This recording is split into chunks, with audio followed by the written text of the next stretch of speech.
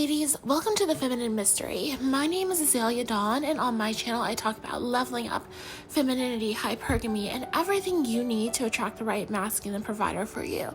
So if any of that sounds right for you, then please consider checking out the rest of the videos on my channel and subscribe if you like it. Today's video is all about setting boundaries with others, right? How to set elegant boundaries.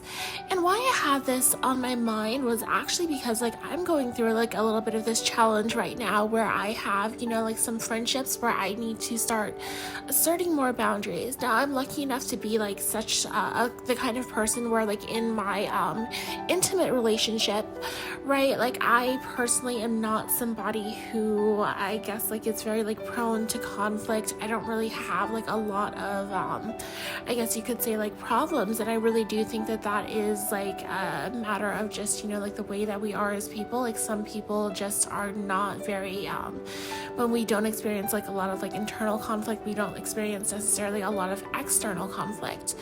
But I do think that setting boundaries is one of those things that is really, really important in just having a more calm life if you're not quite there yet. If you are somebody who's more prone to conflict with others, maybe you have constant a lot of butting of heads with maybe family members or friends or your partner, your boyfriend or husband or a fiance, right? If you find that you are constantly getting into a little bit of this or that sort of disagreement, you're having a lot of conflicts, maybe it is a situation where you have to get to know yourself a little bit more and set a few more boundaries in your relationships so that you can have more peace in your everyday life. So I'm gonna go through some tips that I am implementing myself and of course that I think that you can implement in order to just have a little bit more peace in your everyday relationships. So if that sounds interesting for you, then keep on watching. Now, the first thing that I have to say on this topic is that your relationships should be mutually beneficial, right? So to get into this a little bit, I think that a lot of times in life, we are kind of peer pressured by society, really, right? We have this societal expectation, especially in the United States, that we are just friends with who we're friends with. We are just in a relationship with who we're in a relationship with. And that our needs kind of come last in that matter, right? That we are just, here to be a friend to other people. And we're supposed to be somebody's friend, be somebody's partner, be there for somebody through thick and thin. And that's what it is to be a good friend or to be a good partner. But I don't really agree with that. If you are here on my channel often, I preach that all of your relationships, especially your intimate relationship, right, your romantic relationship, your relationship should be mutually beneficial. You should be receiving just as much as you are giving, if not receiving more than you are giving, right? Somebody should be pouring into you, especially if you are a feminine woman, if you are a natural receiver, right? For example, I talk about this a lot, but one of the things that I think that people notice about me in real life is that I have a lot of that feminine energy, so that even when I'm just out, let's say I'm with a male colleague or something like that, I don't pay for if he asks to go get coffee, I don't pay for coffee. I don't pay for really anything. I don't pay for lunch. I don't I don't even try to, and it's never been an issue for me. I think that some people, even people who aren't necessarily interested in a sexual relationship with you, to be honest, I think that people really can just feel your energy, and they can feel, right, whether or not they should be giving a little bit more or taking a little bit more. And I think that a big part of stepping into your feminine energy is starting to send those signals to other people that you're looking to receive, right? And I think that once you really step into that energy, it will start to manifest around you. You will see behavior change, and that's how you know that it's really working. But that's just my 2 cents there. I think that if you are in a situation where you are giving a lot of energy into your relationship and it's kind of draining you, that is the first sign that this is not really the thing that is the healthiest for you, right? And the thing that I would start to do is really start to identify what it is that's triggering you to pour so much energy into this relationship. For me, I have a friend who's a little bit of in my opinion, a hypochondriac, somebody who's constantly just like very like anxiety ridden. They have like a lot of she has like a lot of anxiety like attached to health issues, like the idea that like she's sick with this or sick with that. And I know that like for me, like one of my big triggers is like when other people are kind of, you know, like very much like the victim in a situation, or like scared of something, or like they're not really like living a courageous and bold life. So I know that that is like something that's a bit of a trigger for me, where I feel like my energy is being kind of like drained, and that's a signal for me personally to kind of like step back out of a relationship. So you really have to think about like what those triggers might be for you. Like what is like making you kind of like put more of like that giving energy into a situation, and it's not really like feeding that energy back into you, right? Is it that, you know, like a guy is not really a guy that you're in a relationship with? Is he not necessarily like communicating with you as much as you would like him to be? Is he starting to like withdraw and not spend as much quality time with you? Is he maybe you know, like starting to like pick little fights here and there? Like what is going on that's kind of like triggering you and feeling like you have to like start giving energy into something that's really not like giving you that energy back? The next thing that I want to say here is that your boundaries are a gift to yourself, not a punishment for others. Now, this is kind of like a two-pronged thing here to say. First and foremost, like you shouldn't feel bad about having boundaries, right? Because like I think that a lot of times in society, like women are kind of put in a position where like, let's say like you draw a line in the sand, and that line gets like washed away by the ocean, and you just have to like draw a new line, right? Like it's constantly a situation in which like people are like, you're drawing boundaries, and then people encroach upon your boundaries, and then you have to set new boundaries. So it's kind of like this perpetual feedback loop. And what I want to say about that is that you should not feel bad about enforcing your boundaries. Your boundaries are not a punishment for other people. You're not being a bad friend or a bad person by having those boundaries and sticking to them. To be honest, if anything, you are doing other people a favor. And more importantly, you're doing yourself a favor. You deserve to have those boundaries, right? You deserve to be, you know, feeling good, to feel like your relationships are pouring into you, not, you know, just constantly taking, because at the end of the day, that's just going to have you stepping into more masculine energy than I think is really healthy for especially like feminine women, to be honest. The second prong of that is really with how it is that we communicate those boundaries. Now, for example, like I've had, you know, like some tips with a friend where like I'll say something and she'll be like, oh, well, I'm just not going to talk to you about this from now on. Like, let's say like you are, you know, like somebody is like complaining about their relationship, and you're just like, you know, you make that mistake of like giving advice where you're just like, are you sure like you want to stay with this guy? Do you think like maybe you should leave them? Which is always a mistake, by the way. Never do that. But like when you're like, do you think like maybe you should break up with him? I'm just not going to talk to you about my relationship anymore, blah, blah, blah, blah, blah. Like people can like, women in particular can kind of like snap at you over that sort of thing. And what I want to say is like you have to be mindful of like your own behavior if you're kind of like this. Like when you are setting boundaries with other people, you want to make sure that the way that you're doing that is that you are actually setting a boundary in how you are going to conduct yourself around those people. You can't control other people, so you can't say like, oh, don't talk to me about my relationship anymore, don't ask me about my relationship, don't do this, that, or the third. You can't tell other people what to do. But what you can do is like, you know, say to yourself, like, okay, if this person, if she asks me about my relationship in the future, I'm just gonna, you know, politely decline to talk about that, or just say that, you know, like I am choosing to keep things private and just try to work our issues out more like A to B. And just like let that be it, like pivot to a different topic, right? Like you don't have to be that person who's just kind of like nasty and snide when you're setting boundaries with other people and be like, oh, well, I'm not gonna tell you about this anymore.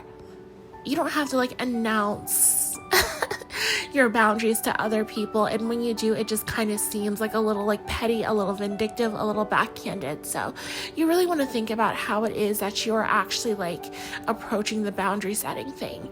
You deserve to have these boundaries, but you also have to remember that you're not supposed to be like using boundaries to try to like punish other people or be vindictive to other people. Boundaries are about what you are going to do. It's about saying like, hey, if my stepmother calls me on the phone and she, you know, is just I don't know, is like a little like derogatory or tries to like berate me, then I'm going to end the conversation and tell her that I will speak to her another time.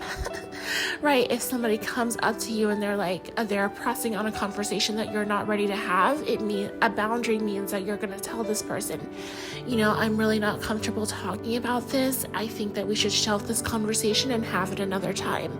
And that, either this person is going to respect that, or you're going to have to get up and remove yourself from the situation politely. That's what a boundary is. So I just wanted to mention that.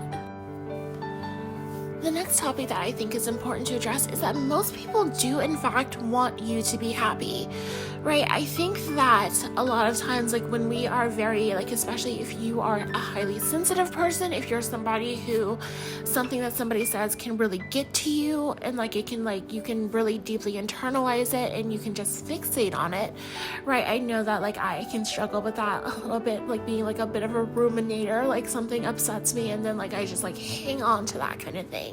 It's not the healthiest like thing to do, to be honest, but like you really have to, like, when you're having those kinds of thoughts, in my opinion, the best thing to do is remind yourself that people are not coming at it like 9 times out of 10 from a bad place. It's one thing if like you really just don't know this person and they've had, like kind of like an evil eye on you, they're really not happy for you, they're just, kind of like a hater. But like the thing is, like, people who are like that, they're like that to everybody. So like you're gonna know if somebody has like been a good friend to you before in the past, maybe you've had like a friendship for many years, or if this is a relationship where you're romantic and it's been going positively for many months at this point, and this is kind of like your first or second like little snag in the road, or even if this is like a relationship with like your family member, you have to like remember that most people, like, they do in fact want you to be happy. Like, they're not like trying to like put bad intentions onto you necessarily. If they are, I think that that's a separate thing, but most of the time, like, people want you to be happy. And a big part of that is understanding that as part of like the fact that they want you to be happy, like, other people would not be happy to know that you are like enduring suffering on their behalf. People do not want you to feel like you are kind of like being held hostage, or you want to say something, you want to do something differently, but you don't feel like you can. Other people are not like brought joy by that feeling, right? The idea that like what they're saying is like hurting you, but like you are just like enduring it for them. Other people don't like that.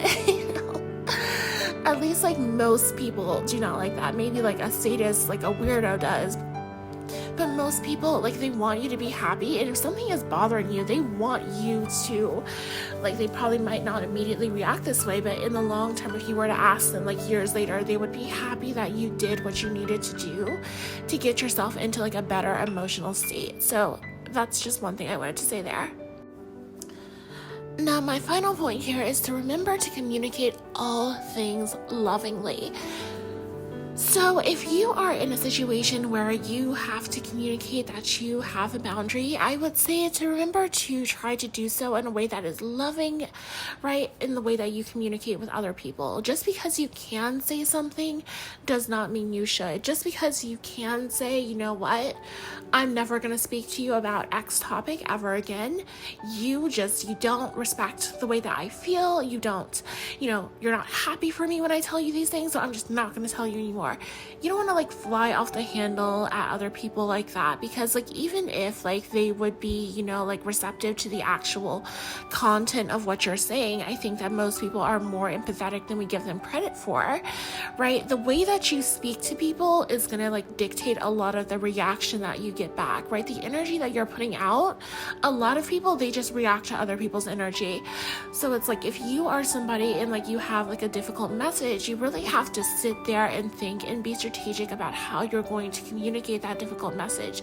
Because if you say something in a nice way, you can really say just about anything. Like you can tell somebody that they're ugly, that they have horrible breath, they need to get like a nose job or something. As long as you are nice about your delivery, you would be surprised about like the level of like disrespectful things that you could say to another person. So really, when it comes to like the fact that like you're not even trying to be disrespectful like that, you're not trying to say something that's just like out of pocket and crazy to another person, you still want to be careful about how it is that you're going to go about saying it, because like if you would not say something that's just crazy, okay, but why would you say something that might not be crazy in terms of content, but the way that you communicate it to somebody else is just completely out of pocket, right? Like if you can say something in like an indoor voice, gently, calmly, and just like communicate it to somebody in like a way that like you are hoping that they can understand you, instead of telling somebody like, shut the F up and listen to me, like that kind of thing. Right? It's just, like the age-old adage of like you get more like bees with honey, or like you get more flies with honey. I'm not sure which one it is, to be honest, because it's like bees kind of make honey. Either way, like you get more people by being, like you get more of like a positive response by being sweet with how it is that you deliver something. So it's really just worth keeping that at the forefront of your mind, and making sure that the way that you communicate a message is loving, right? If you don't need to have that conversation via text message, then don't, just say like, okay, well, this isn't going anywhere, so I'm gonna like walk away from the situation. Like, don't like be that person who's gonna like get up and like storm out and call that a boundary, right? You really want to like talk to somebody and be understood, and make sure that they can hear you in like a loving way, and say like, hey, I think that, like the way that we're communicating, like it's not necessarily going in the most positive direction. I'd really love it if we could like shelf this conversation and have it another time when we're both ready to have it. Right? Like one is a very like reactive and kind of nasty way to speak to somebody else. Another is like a gentle and loving way to just say the same thing, but it's all about, again, how you say things.